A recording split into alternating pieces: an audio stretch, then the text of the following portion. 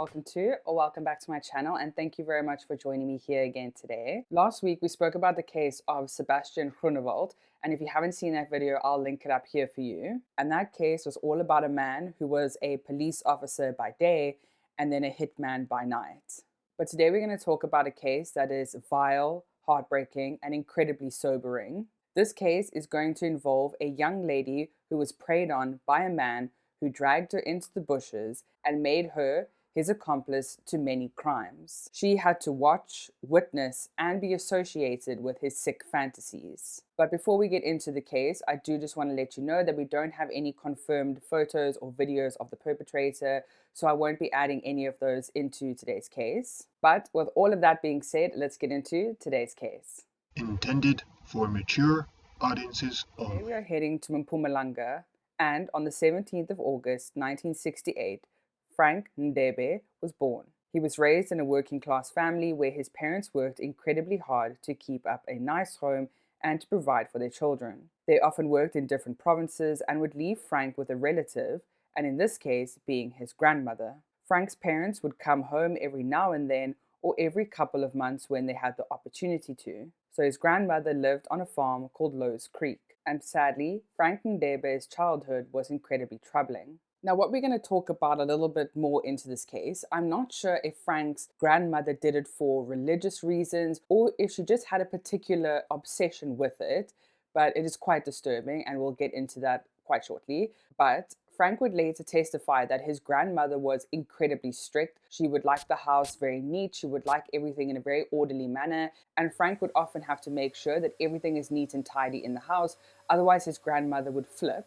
His grandmother would often give him hidings with a wooden spoon, her hand, or a slipper of some kind around the house, particularly if she found things untidy or if he had moved something which she put in a particular place. But as I spoke about earlier, Frank's grandmother had a very weird obsession, and the obsession that she had was with making sure that Frank would never self-pleasure at all. And with regards to Frank's grandmother, she would make sure that he knew that women were completely off limits. The women were sinners, they were bad for him, they were bad influence for him, and that self-pleasuring was completely and utterly a major sin. So Frank grew up with a very warped sense of his own body, what he's allowed to do, what he's not allowed to do, who women are, how they're viewed in Frank's eyes. And remember, Frank grew up solely with his grandmother. So this is all he believed in, all he knew at a very young age. But if we go back to the self-pleasuring part, like I said, Frank's grandmother was very obsessed with it. So in order to combat this and to make sure that Frank never did anything, she would put steps in place in order to achieve this. And this next part makes me very uncomfortable, especially because this is Frank's grandmother.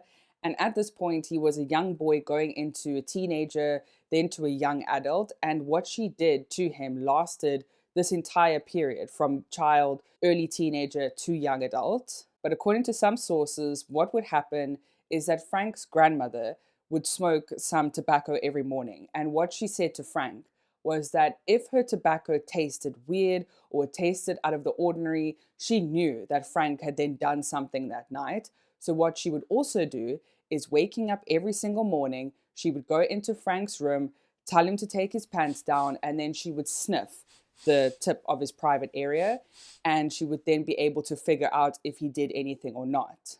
So like I said, incredibly disturbing. And once she was done with this, she would then just walk into the kitchen and smoke her tobacco. But also, according to some sources, Frank's grandmother would also punish him apparently to what she saw fit. So for example, if Frank was coming home late from school, if he had something else, or he was just chatting to friends and he was home later than his grandmother expected him to be home, then she wouldn't do anything when he first got home. She was very calculating, apparently. She would wait until it was a perfect opportunity. And many times when Frank would come home late from school, she would wait until early hours of the following morning and then run into Frank's bedroom screaming at the top of her lungs with a knopkerrie in her hand. And a knopkerrie is a weapon, or it's like a wooden stick with a big knob on the top, all made of wood. But his grandmother would run into the room with the knopkerrie in her hand and then start hitting Frank. And she would tell him to get out of the bed, get up, get up, get up. And then she would make him run towards the river. And she would tell him to get undressed, take everything off, and sit in this ice cold river until it was time to go to school. So saying that Frank and his grandmother's relationship was rocky is putting it incredibly lightly. But Frank absolutely loved his mother. He adored his mother and he couldn't wait for her to come home, obviously. So apparently, Frank would wait for his mom to come home. He kind of knew roughly when she would, and he would run to her, open arms, wait to tell her stories, wait for his mom to tell him stories, and just be in each other's company. But I'm not sure if it was because of Frank's grandmother's apparent beatings and apparent way of raising him, but Frank would be incredibly hard on himself and would often partake in self harm. So, an example of this is when Frank would feel that he upset his mom or he did something that his mom didn't like. What he would do is he would say to his mom, "I'm so sorry, mom. What I'm going to do is I'm going to go and harm myself now," wherever he was. And what he would do is he would take his top off, he would take a very sharp knife, and then he would cut deep gashes into his sternum. But according to the articles that I read, it didn't seem like anyone stopped him. It seemed like people accepted the violence or accepted the harsh punishment that Frank did on himself. It didn't seem that anyone tried to intervene. I could be wrong, but the articles didn't make this very clear. Frank would also have incredibly bad nightmares. He would sometimes apparently wet the bed, which got him into even more trouble. So it was a very vicious cycle. But besides all of these horrors and all of the terrors that Frank apparently experienced as a young boy into a young adult, there were things that made Frank very happy, and that was reading. He loved education, he loved to read, and he loved to escape through books. But what Frank would also love to do is read about celebrities. And he saw these celebrities living in big houses, experiencing so much, getting so much money. And Frank knew that he either wanted to work where celebrities worked in terms of being a filmmaker, or he himself wanted to become a celebrity when he was older or when he grew up. Then, when Frank was 22 in 1990, this was the first time he was known to police. Police were aware of a serial rape who was running around in Komatipoort. Here, many women fell victim to the rapist and his crimes. But the only reason that Frank was known to police and why he was arrested is because two women came forward to report that Frank Ndebe was the person who had raped him. And because only two women came forward, police couldn't deem that he was the Komatipoort rapist and that he partook in any other rape because DNA was not exactly very strong in the early 90s in South Africa. Frank was charged with these and sentenced to 8 years in prison, which he served his full sentence. When Frank had finished his sentence, when he got out, he was just let out. There was no rehabilitation, there was no board that he had to go and speak to. He was just a free man. He apparently served his sentence and he was done. But apparently, according to Frank, while he was in prison, he was exposed to an entirely new world, not only in terms of seeing smuggled in magazines with porn on, but also he was a victim of rape himself. And because Frank was now a victim himself, something clicked inside Frank and he felt now that he lost his power because when he was apparently doing this to other women, he was all powerful. He was all fully in charge of the situation. But now being a victim himself in prison, he felt like he had nothing anymore. And sadly, because he felt that he had no power, he took this out on the woman in Mpumalanga. In 1998, Frank Ndebe was freed, as I said earlier, and he went straight back to the farm where his grandmother lived. But once his family had known what he had done, they tried to distance themselves as much as they could. And when Frank got to the farm, they had already chucked all of his stuff out, knowing that he was coming. He was not welcome in the farm anymore, and he was told to go find his own place to live. So then, in January of 1991, one of the prison guards who worked closely with Frank while he was in prison was jogging in an area of a park where a lot of people used it as a thoroughfare to get to a busier street. While this prison guard was jogging, he noticed a woman walking down the path, and just a couple of meters behind this young lady, he noticed Frank. And for some reason, the guard then decided to stop Frank, talk to him, and it apparently is unknown whether the guard kind of felt uncomfortable that Frank was following this young woman, knowing exactly what he was put in prison for in the first place, but we will never know. And regardless of that, these two were in conversation for a couple of minutes. Frank was apparently kind of looking over the guard's shoulder all the time. So Frank was delayed a little bit, but eventually the prison guard went on his way and continued to jog. And once the guard was out of sight of Frank, Frank made a straight beeline for this lady who he was apparently already following. and he then caught up to her. He then grabbed her hair from behind and he pulled her into the bush, where he then proceeded to rape her. Once he had assaulted her the first time, he then got up and tied her hands behind her back and then assaulted her for a period of an hour. Then 2 women happened to walk down the path as well. They were chatting, and the woman heard these other 2 women speaking, and she let out a scream. Frank tried to put his hand over her mouth, but it was too late. They already heard the scream, and the 2 women then started making their way into the bush to see what was wrong. They found the woman with her hands tied behind her back, completely naked, but Frank had made a getaway. Frank knew, though, that because he lived in the area, people were most likely being able to identify him. So Frank decided that he was going to go to a township near the area and live there and try and hide within the township. But Frank was so incredibly angry that this lady had made him leave because he was comfortable in this area. He was happy here, but he felt that this lady made him leave, and he was seething that he now had to pack up everything and find a new place, learn everything again, because, like I said, it was all her fault. But while Frank was still trying to find his ground in this new area, he did actually meet a 23-year-old young lady who had a 1-year-old child at the time. And for a period of 4 months, Frank and this young lady were vibing, they were getting to know each other. They went on a few dates apparently, but I don't think she felt anything romantic for Frank. But for this case, we are going to call the 23-year-old lady Kate. So Kate and Frank were busy talking, like I said, they were getting to know each other. And then the one day Frank came and said to Kate, why don't we go to Nelspruit? We can look for jobs and we can just get to know each other a bit more. And we can take this time to walk to Nelspruit and see what better life we can make there. You have a 1-year-old son. Maybe we can make a better life for him as well. So the days were approaching where apparently Kate and Frank said that they would meet to now go to Nelspruit. But when the day came, Kate then brought a female friend with, in order to go with Frank to Nelspruit. So on the 11th of April, 1999, Kate, her 1-year-old son, Kate's friend, and Frank all started walking to Nelspruit. Apparently they did try to hitchhike, but there were so many of them that not a lot of people stopped, if any. So as they continued to walk to Nelspruit, April in South Africa is kind of heading into autumn, but it's still quite warm. So the 4 of them are now walking. The baby's getting incredibly restless. He's uncomfortable. He's lying in this heat. He can't do anything. He's uncomfortable. He's just in his mom's arms all the time.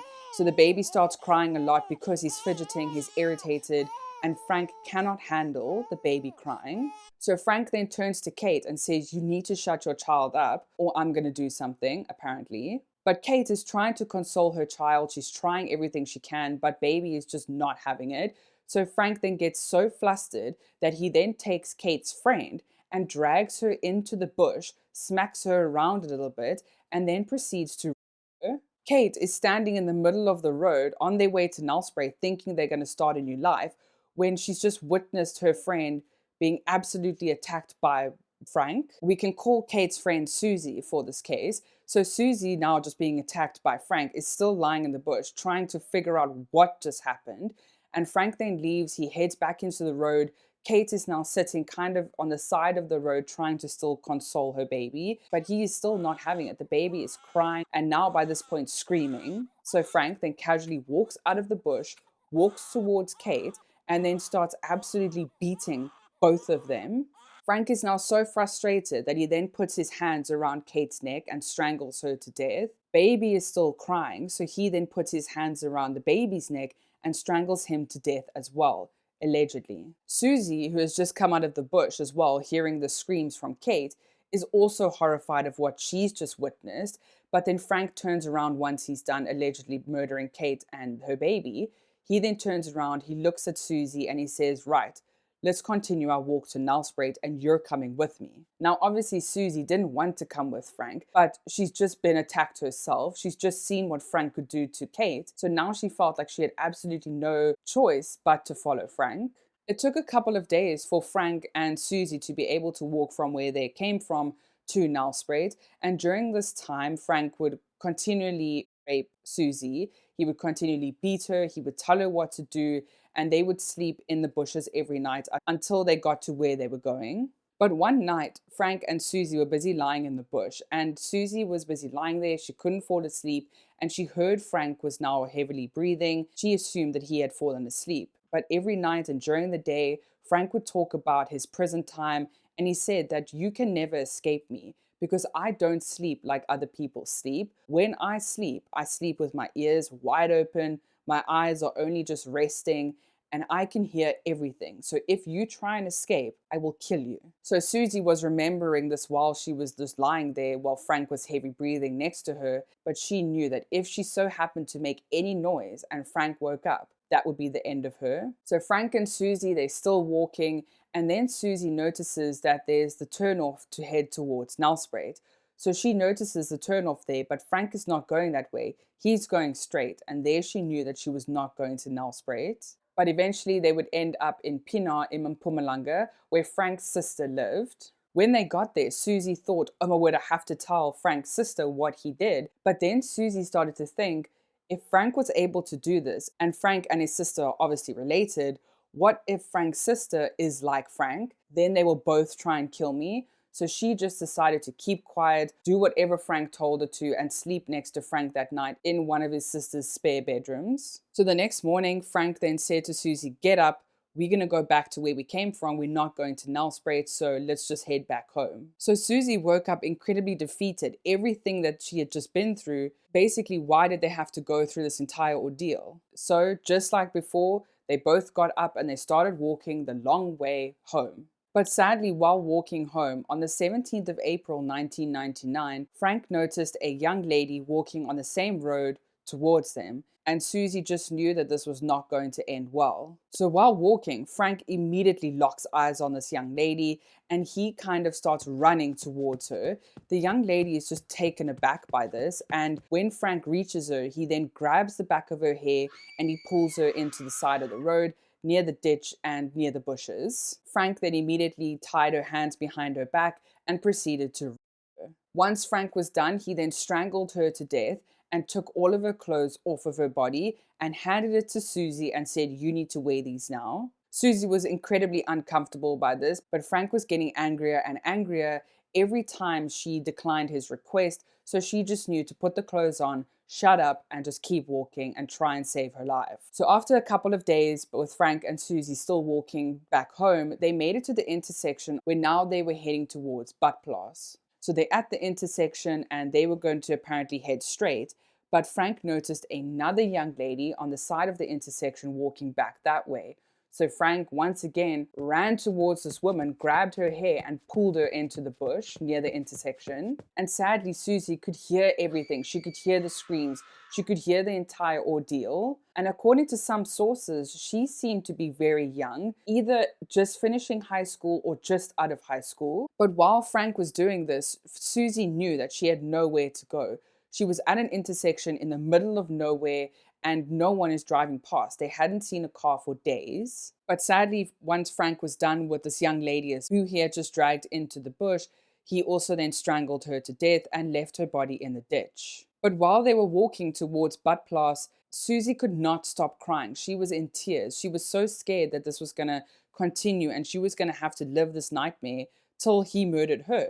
But while Susie's crying and crying, they did finally hear a car coming. And when Susie and Frank turned around, it was a police vehicle. So the police vehicle sees Susie crying. The police officers then stop their vehicle. They then ask the young lady if she's all right. They then kind of ignored Frank and just focused on the young lady to check kind of like what's happening. Why is there such a young lady walking with this older man? But they were almost to where they were going. So Susie said to the police officers, please, can I just get in your vehicle? Please, can you take me home? I just want to go back to my parents. So the police then said to Susie and Frank, not a problem, get into the back of the vehicle and we'll take you back to your house. So the two then got into the back of the vehicle and they did too head to Susie's house.